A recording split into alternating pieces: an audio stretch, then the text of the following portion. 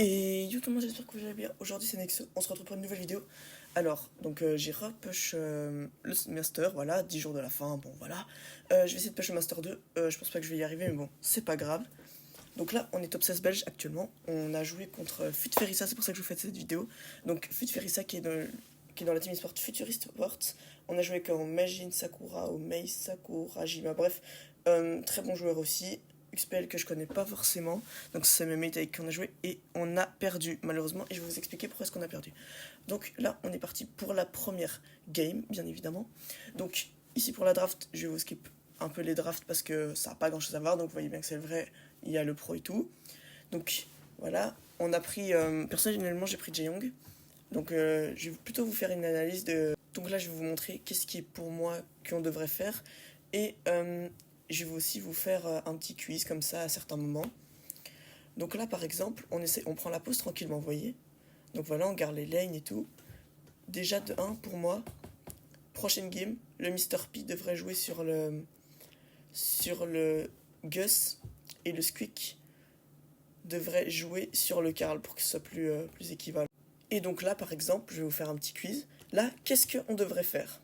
Première solution, on devrait se regrouper à 3 pour essayer de temporiser un maximum le mid. Troisième solution, le Squeak devrait monter pour aller mettre la pression sur le haut, et le Mr. P devrait descendre pour contenir le Karl vers le bas. Et enfin, dernière solution, le Squeak devrait repasser vers la gauche sur l'eau, ou rester sur cette position-là pour mettre la pression, et le Mr. P devrait faire le maximum pour rester là, pour mettre la pression sur le Karl pour pas qu'il arrive à remonter et reprendre la position. Je vais vous laisser à chaque fois quelques secondes pour réfléchir, comme 15 secondes par exemple, comme ça vous avez juste à double tap si vous avez déjà la réponse et vous êtes au bout.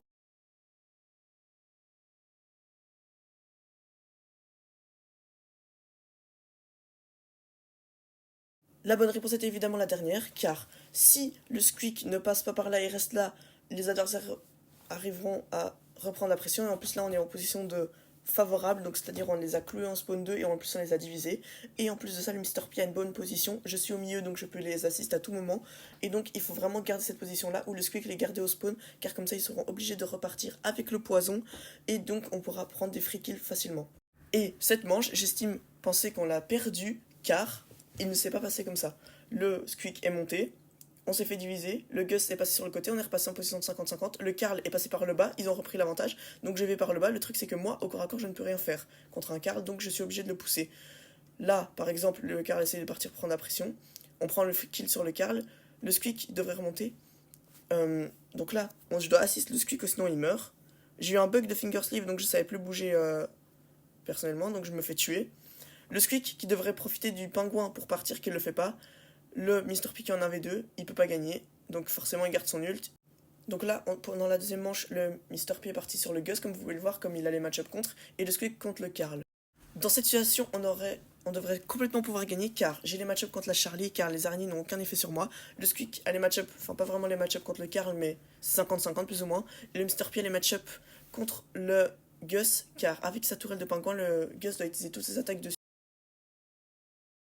Là, on va plutôt faire un qu'est-ce qu'il ne faut pas faire et pas faire. Donc là, il ne faut absolument pas que le Squeak se mette loin de moi, car le Karl a le gadget de la pioche, on l'a déjà vu, donc il peut se faire un déplacement presque instantané sur un brawler, comme un TP de Grey. Et de deux, il a son hypercharge. Donc là, à tout moment, il va au corps à corps de l'un de nous, il nous fume au corps à corps. En plus, c'est bien, on a la position, le Mr. P doit rester sur sa lane et pousser le Gus. J'ai la position contre la Charlie, je dois rester sur ma lane et pousser la Charlie. Et le Squeak doit rester à côté de moi au cas où le Karl vienne push, comme ça avec mon gadget, je peux l'annihiler complètement au corps à corps. Donc là, voilà, je vous ai dit, j'essaie de me rapprocher du Squeak, le Karl va push au corps à corps, en plus il était à un pixel de son truc. Donc là, forcément, le Squeak meurt, free kill. Bon bah, on est en 2v2, car j'ai quand même pris le kill sur le Karl, car moi je savais que s'il pushait, bah on était mort. Je dois absolument tenter une action masterclass pour essayer de reprendre la pause 50-50. On doit échanger de side là, absolument. Ce qu'on ne fait pas, parce que juste j'essaie de jouer contre la Charlie, contre un peu les deux, mais le Mr. P ne monte pas assez. Il garde toutes ses balles, il ne monte pas assez à mon goût. Voilà, donc là, vous voyez, il part un petit peu sur le Gus, et donc j'essaie de le faire en sorte, bah moi je vais vers le bas, toi tu vas vers le haut. Il comprend pas, c'est pas grave à la limite, on est en, je crois, Master 1, donc c'est pas grave. Donc là on est en position de 50-50, on aurait dû échanger les sides, mais bon c'est pas grave. Le fait qu'il est push, c'est vraiment con. Enfin que le Squeak ne s'est pas rapproché de moi, ça fait un free kill pour le Karl, ce qui est vraiment bête. Là la Charlie qui push, donc elle rate son hyper charge, voilà. on met le Gus à un HP et on le finit. Bonne deuxième manche. Troisième manche, je vous épargne les prises de position. Et là, regardez bien, hop là, le Squeak se sépare, le Carl lui fonce dessus, free kill. Je vous ai dit, il faut jamais se séparer face à un Carl. Toujours rester collé. Le Mr. P, j'essaye de le heal comme je peux, mais bon, il reste pas assez derrière ces trucs, il meurt bêtement. 1v2, je peux rien faire, je meurs. On se retrouve sur la game suivante. Alors là, donc, le Mr. P joue contre le Carl, très mauvaise idée. Le Squeak vient se centre avec moi, c'est nul, mauvaise idée. Il essaye de jouer contre la Charlie, mauvaise idée. Il arrive à mettre un gadget, ce qui est bien, ça nous permet de prendre la position, mais ça sert à rien. Parce qu'on joue pas contre les bons match-up. Alors là, qu'est-ce qu'on devrait faire? Option 1, je back contre le Gus pour ensuite reprendre la pression et garder le mid quand même. Option 2, je fais un push aggro pour essayer d'en les enfermer tous les deux et prendre un double kill. Et au pire, je meurs, mais ça, on se retrouve en situation de 2v1. Option 3, on reste tous les trois là, comme les deux sont cloués au spawn, et en plus le Gus est à l'écart. On les garde ensemble jusqu'à ce que la zone vienne les tuer, et au pire, le Gus, bah... on est deux sur lui, au pire, il peut pas push et on reste comme ça.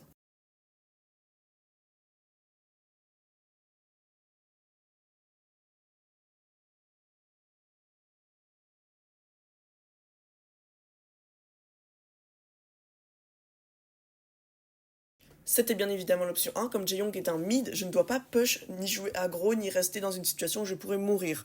Donc là, on est en hors-jeu, le but c'est de rester vivant et de mettre un maximum de pression tout en chargeant notre ulti.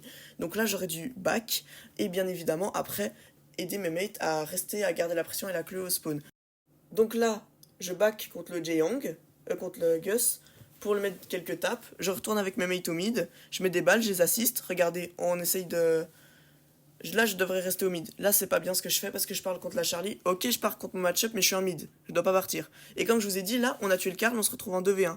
Il faut surtout pas push comme ça tout droit. Même si je prends le kill, c'était 50-50% de chance que je meure ou que je prenne le kill. Ça sert à rien. Donc là, on prend le round, mais pour moi, c'est un peu de la chance. On se retrouve pour la deuxième manche. Donc là, je pars contre mon match-up. Le Squeak prend pas son match-up, donc c'est à moi de le prendre, malheureusement. Ce qui est dommage, vous voyez. Ok, il a mis peut-être une grosse balle et il veut prendre le kill, mais ça sert à rien de forcer un kill, ok? Il faut que le kill vienne de lui-même. Donc là, il essaye. Le truc, c'est que là, regardez, il est isolé. Donc là, le Carl, il lui met une attaque, mais peut-être que là, s'il avait un ult, il aurait push, ça se serait retrouvé en 2v3, et là, c'est une mauvaise idée de se retrouver en 2v3 contre ça. Donc là, on essaye de prendre la position, j'essaye de garder la pression. Le Squeak qui se fait tuer bêtement, il est juste resté dans le ralentissement de la Charlie. Il s'est mangé la tape du Gus plus ulti, donc ça fait qu'il s'est mangé du 2700, 2700, 2100. Je sais pas si vous voulez faire les calculs ou pas, parce que perso, m'en fous, j'ai le 3 la flemme. Donc là, comme je vous ai dit encore, le Carl, il a un open. Il a un open sur le Mr. P. Mr. P qui reste, qui s'avance là de façon à ce que je puisse pas l'aider. Donc là, il meurt bêtement. J'avais trop le seum, 1v3, je peux pas gagner, voilà. Troisième manche, on tente un start super aggro pour gagner. Donc là, forcément, on tente. Le Carl qui utilise une hypercharge, flopesque car elle ne sert à rien. Il essaie quand même d'être 2-3 tapes. Donc là, il a juste utilisé son hypercharge pour rien. Le Squeak qui pour moi active son hypercharge beaucoup trop tôt. Même si ça nous fait prendre la pression, ça sert à rien. Hypercharge fin de game, hop là, triple kill, free win. Donc là, pour moi, c'est dommage d'avoir usé comme ça. Je devrais pas jouer contre le Carl, ok? C'est juste le Squeak qui prend pas son match-up, c'est chiant. Mais bon, je devrais pas jouer contre le Carl. Donc là, je devrais aller au mid, mais si le Squeak n'y va pas, je peux pas y aller. On met une bonne pression contre la Charlie, elle met une hypercharge pour s'en dégager. Moi qui va heal le Mr. P, regardez. Carl qui push tout seul. Enfin, Carl qui push contre le Mr. P qui est tout seul. Normalement, il aurait dû avoir le kill. Heureusement, il a eu un peu de délai. Il était un petit peu trop loin, pas grave. Là, c'est une fin de zone. Le plus important, c'est de pas trop mourir bêtement. Là, les deux sont morts. Le Gus qui veut pas le tuer vraiment avec la tour. Donc, regardez, hop, je reviens en arrière. Là, le Squeak qui tue la Charlie, bon, avec sa bombe. Je prends le kill grâce au gadget. Là, je dois juste pas mourir bêtement. Donc, je préfère me mettre le heal, comme ça, je peux faire un tout droit. Et hop, là, ça fait game. Je ne vais pas vous mettre la troisième game parce que ça sert à rien, on s'est juste fait malaxer le reste de la game. Mes mates on n'était pas contre leur match-up comme toute la game, donc on s'est fait malaxer. Sur ce, j'espère que vous avez passé une bonne vidéo, j'espère que vous avez bien aimé le principe des pauses, des choix et tout ça. Sur ce, c'était Nexo et ciao ciao.